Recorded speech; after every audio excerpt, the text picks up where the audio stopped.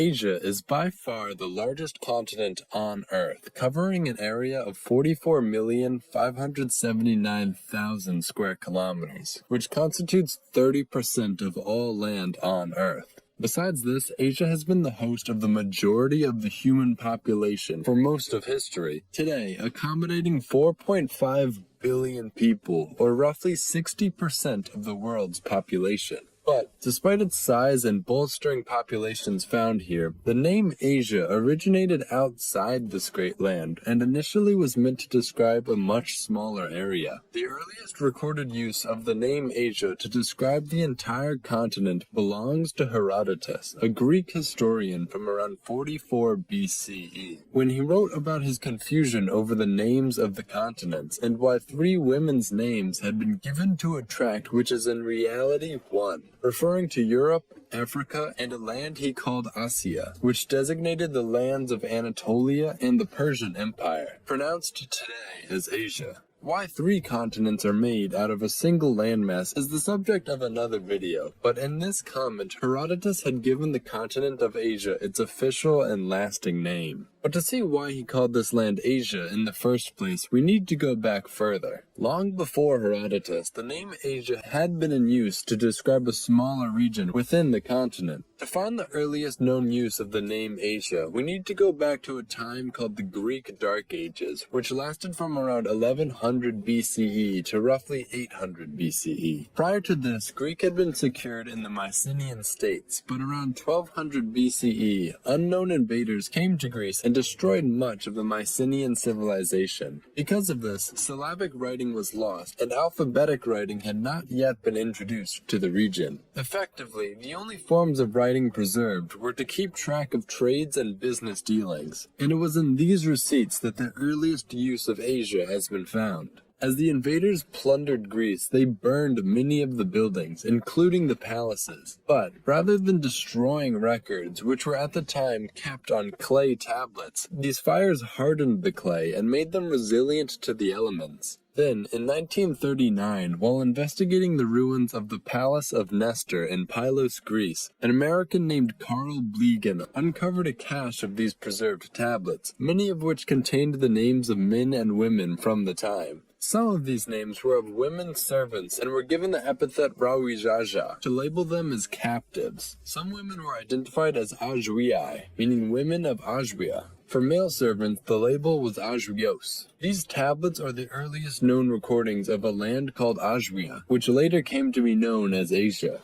This title was likely meant to describe where the women had been purchased, and the label Ajwia was given to women who had come from this general area, in a country historically known as Lydia, which is now part of the modern country of Turkey. So why were these women called Ajwiai if the land they were from was called Lydia? Well, at the time, this region was under the control of the Hittite Empire, and they had given the land east of the Aegean Sea the name Asua. This name, Asua, is the most likely origin of the name Asia. After the Hittites gave the area its name, the Greeks began to use it to describe the entire region, which is today called Anatolia. Then, once the Roman Empire conquered these lands, they called the province Asia. In doing so, Asia came to describe all the known lands to the east of Europe and Africa, though the people at the time did not know just how far that land stretched. Then, because Asia was being used to describe a vast continent, the region that had originally been given the name needed a new one. That's why you'll sometimes see Anatolia referred to as Asia Minor, with the rest of the continent being Asia Major. To a lot of people, that's all they'd want to hear, but if you're like me, then you're also probably wondering, well, why did the Hittites call it Asua in the first place? Well, sadly, there's no definitive reason or meaning of the name Asua, and we can only guess about it with what we know today. That being said, here are 2 of those guesses. The first is that Asia comes from the Aegean language family, which include Indo-Cretan, Minoan, and Indo-Cypriot languages, specifically from the word Asis. This word translates roughly to muddy or silty, which could have been used to describe the eastern shores of the Aegean Sea, therefore earning the land the name Asua. Or, the second theory offers an Akkadian origin. Here, the word asu means to go outside or to ascend, and would describe the sun as it rose in the direction of Asia. east. So Asu would become Asia, or the land where the sun ascends. This theory is favored a little bit over the other one because in the same language, the term to enter or to set is Arapu and has been thought to be a potential origin of the name for Europe. So, in Akkadian, the sun would go outside in Asia and then enter back into the earth in Europe. A lot of languages in the region share these two directional phrases, with Asu literally meaning east in Assyrian and Arab meaning west. But this begs the question, did these names come from the words people used, or did these words come from these places that already had their names? Unfortunately, we may never know the answer to this. So, to recap, for one of two reasons, the Hittites called the east coast of the Aegean Sea Asua. We know this because a real swell guy named Karl Blegan found a bunch of clay tablets in Greece, which labeled captive women from this area Ajwia. From here, the name began to mean larger and larger portions of Anatolia, until Herodotus gave all the land east of Europe and Africa the name Asia, and it's been that way ever since. Asua changed into Ajwia, which became Asia, which in turn became Asia. Africa is where humans first evolved. It's here that the oldest human fossils have been found, and it's where many of the earliest languages and writing systems first emerged. Because of Africa's role as the cradle of mankind, it's hard to pinpoint exactly where the name came from, and there are actually quite a number of theories on the origin of the name Africa. Interestingly, however, for a good part of human history, Africa went by a different name. Ancient historians and geographers like Herodotus and Strabo actually attributed the name Libya to the entire continent. You can see that here in recreations of both of their maps. At the time, only the northern end of the continent had been explored by outsiders, which today includes the countries of Morocco, Algeria, Tunisia, and modern Libya. It should also be said that Egypt was not, at the time, considered to be a part of Africa. This land was given the name Libya after the Libu people who lived just to the west of Egypt. Despite being a rather small tribal offshoot, for historians like Herodotus, Libu came to represent the larger ethnic group of North Africans, which today we would call Berber, who are lighter skinned and have more Western and Arab features than the Africans further south.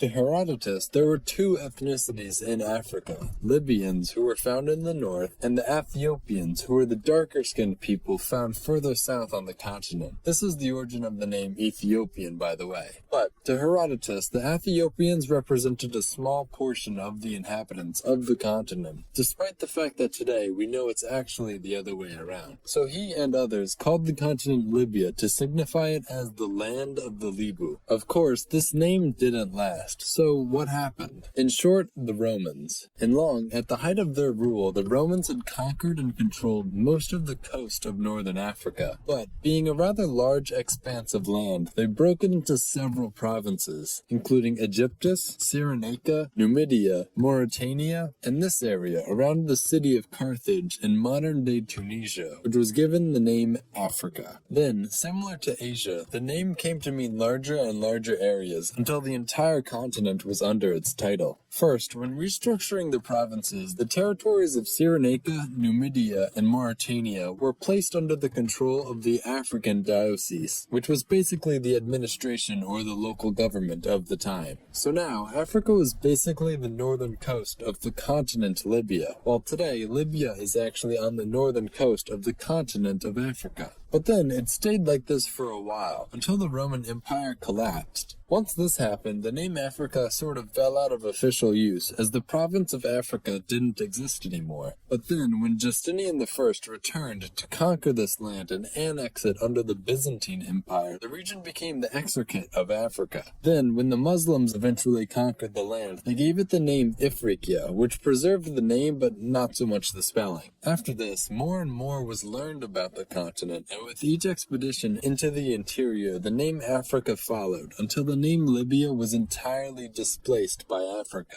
So now, what most of you are asking is, well, why did the Romans call that initial province Africa in the first place? And with most names and words this old, it's hard to say. The ancient Romans would call it Africa Terra, which translates from Latin into land of the Afri. And at the time, there was a tribe within Tunisia who were referred to as the Afri. And it is likely these people the name was referring to. But it's still debated as to why they were called this. From this debate, two main theories have arisen, with a number of smaller ones as well. The first is that Afri, or the singular Afar, came from the Phoenicians who operated throughout the Mediterranean. In their language, the term Afar meant dust, and could have been meant to describe the land where the Afri lived, which on occasion will experience huge dust and sandstorms, sometimes even visible from space. The second main theory is that Afri comes from the Berber word Ifri, which means cave, which some people in Tunisia were known to live in, and some of whom still do to this day. Other theories include a Greek origin from the word phrike, meaning cold, so putting an A in front of it would negate it, and therefore Afrique would mean without cold, which is a pretty fitting description of the place if you ask me. Another idea is that Africa came from the Latin word aprica, meaning sunny, which again also fitting. Out of these theories, we may never know the true origin of the name Africa, as that's about as far back as language and records will take us, so I hope you're satisfied with that.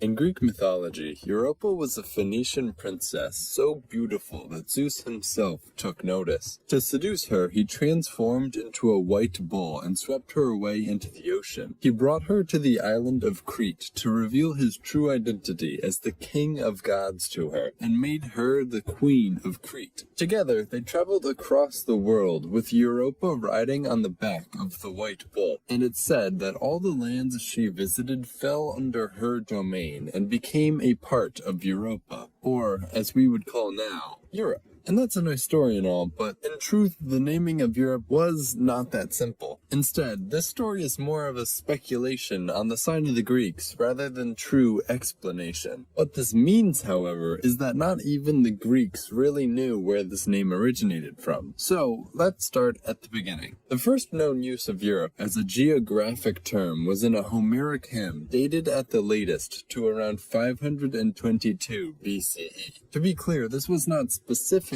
written by Homer, but it used the same writing styles, meters, and dialect as Homer, so it's called Homeric. Specifically, it's to be found in the hymn made for the god Apollo. Telphusa, here I am minded to make a glorious temple, an oracle for men, and hither they will always bring perfect hecatombs, both those who live in rich Peloponnesus and those of Europe and all the wave-washed isles, coming to seek oracles. Basically, Apollo wanted to build the temple for people to be told the future, and wanted everyone in the land to come see it. The rich Peloponnesus being referred to was this peninsula region of Greece, while the wave-washed isles would have been the many isles scattered throughout the Aegean Sea. What was called Europe then was most likely this region on the west coast of the Aegean Sea, on the mainland of Greece. But then, of course, thanks to trade and travel, the name expanded its horizon. We know that later, Europe came to be used to describe all the lands the Greeks settled, which reached out through Slovenia, Croatia, Bosnia and Herzegovina, Montenegro, Serbia, possibly Kosovo, Albania, Macedonia, Bulgaria, and some of Turkey, and of course modern Greece as well. Today, we'd call this region the Balkans, but back then, this was Europe. From here, as you've probably guessed, the name expanded further until the whole continent was Europe. Why this land was given the name Europe, however, is a little uncertain. The most popular theory is that Europe comes from the Latin Europa, which itself comes from a combination of two Greek words, Euris meaning wide and ops meaning face. The meaning of this description is also up for debate, however. Some will say that wide face was simply a description of the mythical Europa, as having a wide face was apparently an attractive feature. But more probable is this translation isn't exactly perfect, and wide face could have been read as broad eye or something similar. When thinking of it like this, the name could have been a shorthand way of saying broad to the eye, like very vast and taking up all the eye can see.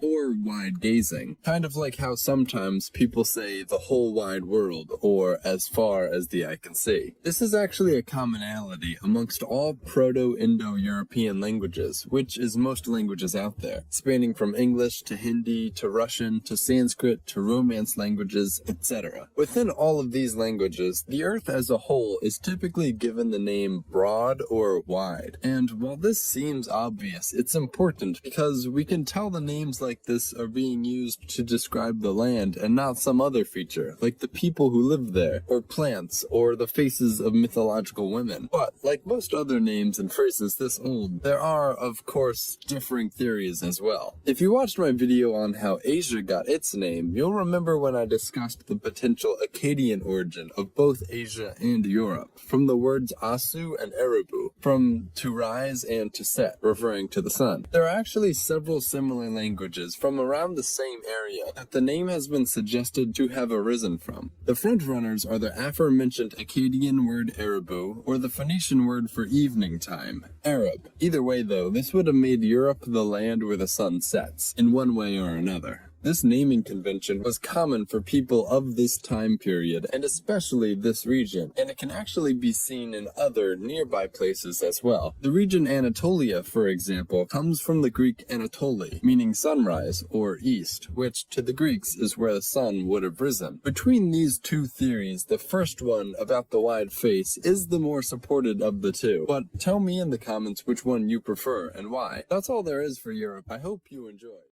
According to legend, the first sighting of the Americas by Europeans was in 986 CE when Bjarni Hjertjofsson, after being blown off course on his way to Greenland, spotted forested mountains on his western horizon. Bjarni then told Leif Erikson of his findings, who soon found himself blown off course in a similar way. Leif decided to investigate these promising lands and found two shipwrecked men here. If this is true, these two men were the first recorded Europeans on the American continent. After Leif rescued them, he returned to Greenland to mount an expedition back to these lands. Following Bjarni's route in reverse, Leif first landed on a rocky and barren place that he gave the name Helluland, meaning flat rock land, which was most likely Baffin Island. Then he set out again, this time finding a forested land which he named Merthyr, which is thought to be modern-day Labrador. Lastly, he traveled 2 more days by boat down the coast to a land with fair weather that was covered in vines and grapes. For this land, Leif gave the name Vinland. Despite these being the first names ever given to the Americas by Europeans, none of them are still in use to this day. So why not? Well, while knowledge of these lands existed among the Vikings, word didn't spread much further than that, and eventually faded from memory. It wasn't until 1492, almost 500 years later, that Christopher Columbus made his famed expedition, and the European world at large was made aware of this land's existence. By this time, everyone had forgotten Leif Erikson and the names he had given the lands, and accepted Columbus as the true discoverer of the New World, other than,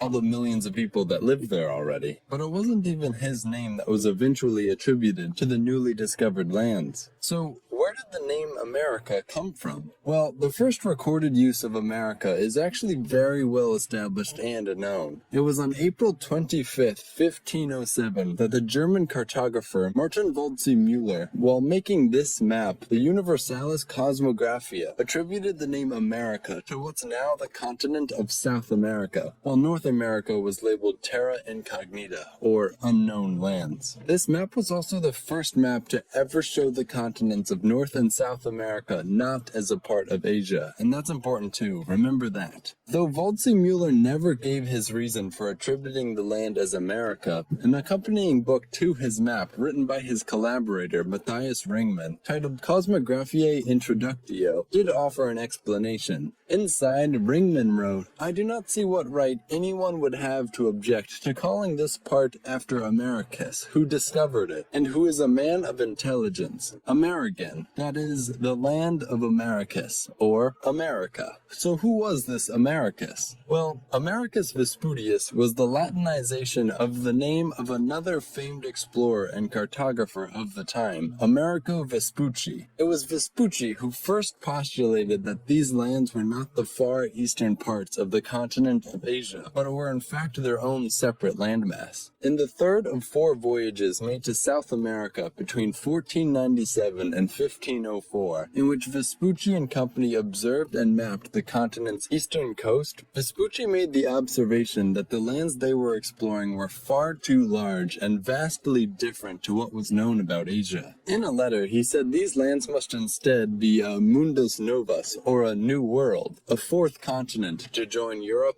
Africa, and Asia. So, while it was Columbus who discovered the lands west of Europe, in a sense, it was Vespucci who discovered a quote-unquote new world. Waldseemüller himself published some of these letters in his Cosmographiae Introductio, so it's easily believed that Waldseemüller read these letters, where Vespucci would use the Latin version of his own name to sound cooler, Americus Vespudius, and then use the female version of that name to better align with the names of other continents for the use of his map. Thus, the name America was crafted. Or that's the most popular story anyway. Another theory places the origin of America in Nicaragua, specifically in these mountains, which the natives called the Amarisque Mountains. The original name for the mountains is thought to be Amaristiquique, which got shortened over time as the language decayed. Although this name originally came from a near-extinct tribe without good record of their language, a similar word from the nearby Mayans, Americae, translates into country of the wind, which is believed to be the meaning of the name. It was in the vicinity of these mountains that Columbus landed on his fourth voyage to the Americas and interacted with the natives, most likely the Rama people. It's suggested that he and his men picked up the name and used it orally upon returning to Europe, where it could have reached Waldseemüller. This theory is preferred by some for multiple reasons. First, many believe it to be more fitting that the native people got to name the land, but also, many criticize Waldseemüller for taking the mantle of naming lands upon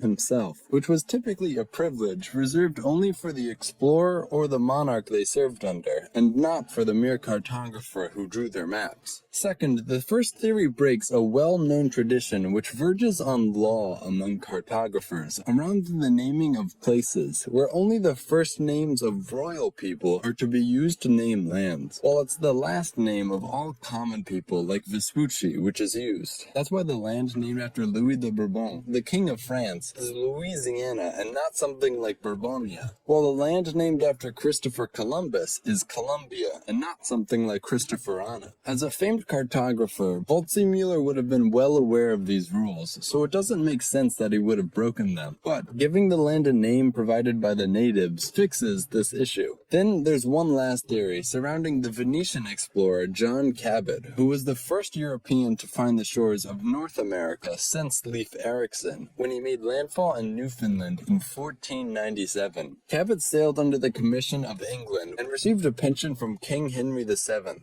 The man responsible for giving this money to Cabot was the High Sheriff of Bristol, a man named Richard Emmerich. It's been suggested that Cabot was well known for being free with gifts and could have named the whole land he had discovered after Richard Emmerich as a show of gratitude for getting paid. A manuscript from the late 15th century has been quoted showing the name America to already have been in use by the year 1497, 10 years before Waldseemüller first used it in his map. Sadly, this original manuscript was destroyed in an 1860 fire, and we may never know if this was true. This is the least supported of the theories, but Waldseemüller never gave a reason for why he named it America, and unless we find a way to bring him back to life, we may never know what inspired him.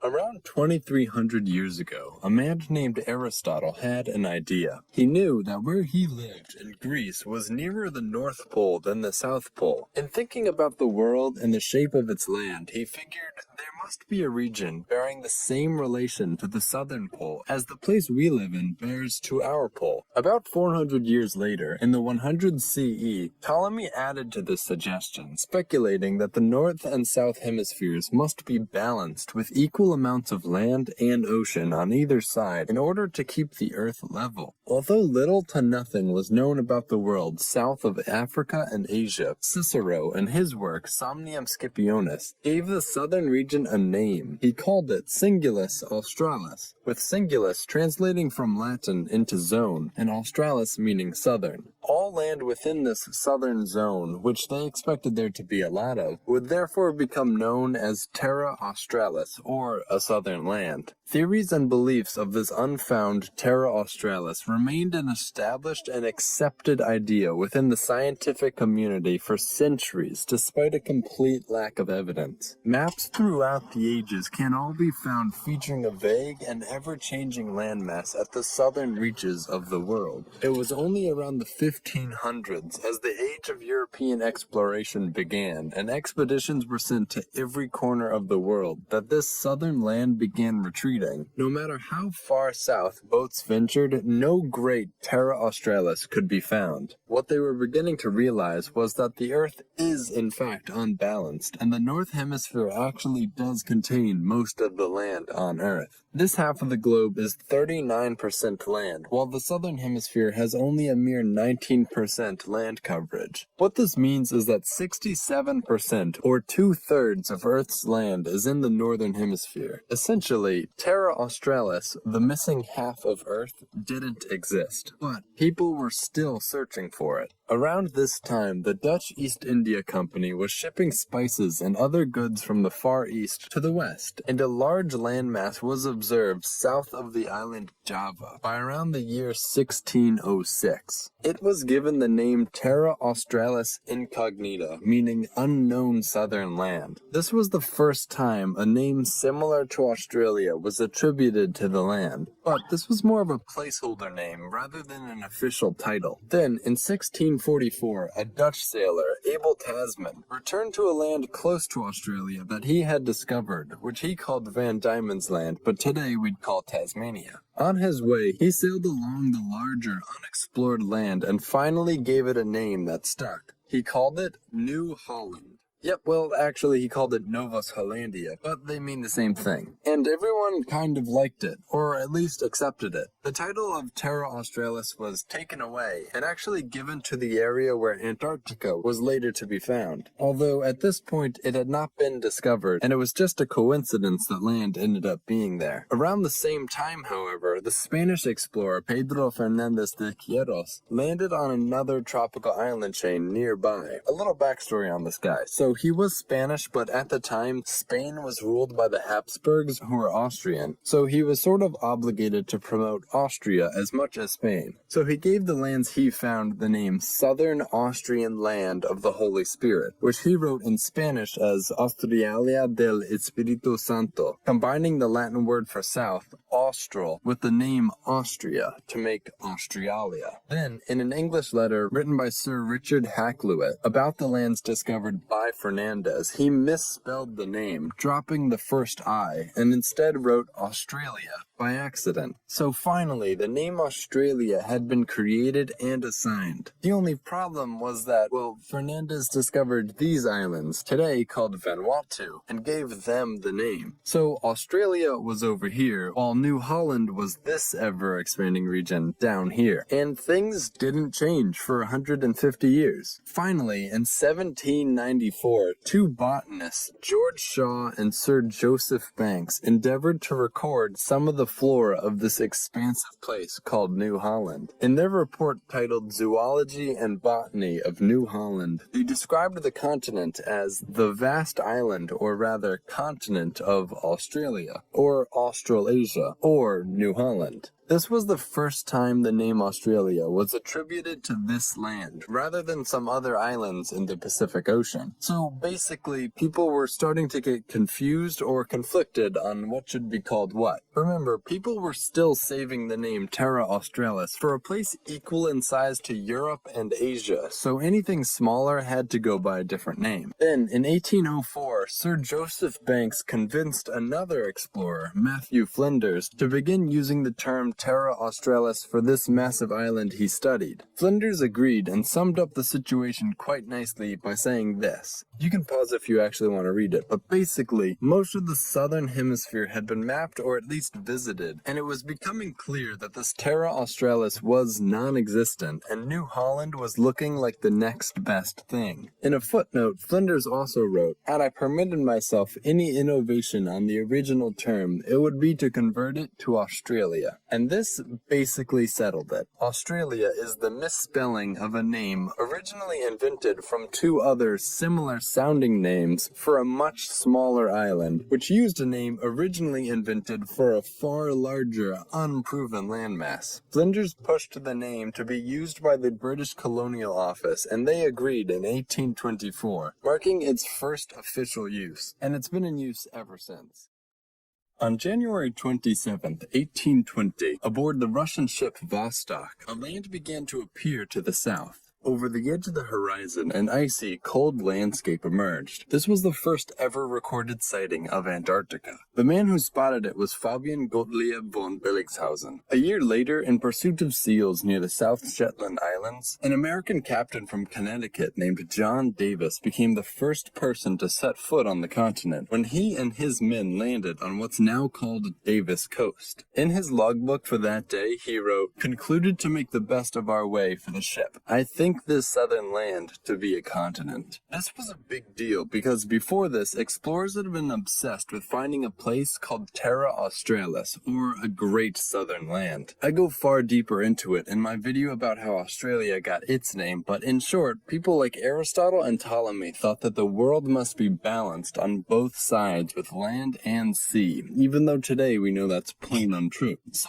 up until this point, explorers had been searching for the great southern land, equal in size to Europe and Asia, with no luck. At around this time, people were beginning to lose hope. Most of the world's ocean had already been explored, and nothing was to be found except for small islands. So that's why in 1820, Terra Australis, the name that had been waiting 2,000 years to be assigned to Earth's southernmost continent, was given to Australia. I know Antarctica was technically discovered 4 years earlier, but word traveled slowly, and not everyone knew everything right away like they do now. And this posed a conundrum then. Terra Australis, the name literally meaning southern land in Latin, and perfect to describe the land atop the southern pole of the Earth, had been taken before most of the world realized there was yet another land twice the size of Australia right where they expected it to be. So what name do you give a land whose name is already taken? Well, you give it the next best thing, I guess. Well, the name Terra Australis at this time was around 1900 years old, being coined by Cicero. Another name for the area, nearly as old, from the 2nd century AD, is what eventually was given to the southernmost continent. Born in 70 AD, Marinus of Tyre was a Greek geographer. He was known for many things. He was the first cartographer of the Romans who included China in his maps. He invented a popular type of map projection called equirectangular projection, which results in a world map that looks like this, and it's still used to this day. But perhaps most importantly, he came up with the name Antarctica. In his native language of Greek, Arcticos means north, or northern lands. It's where we get the name Arctic. Arcticos, Arctic.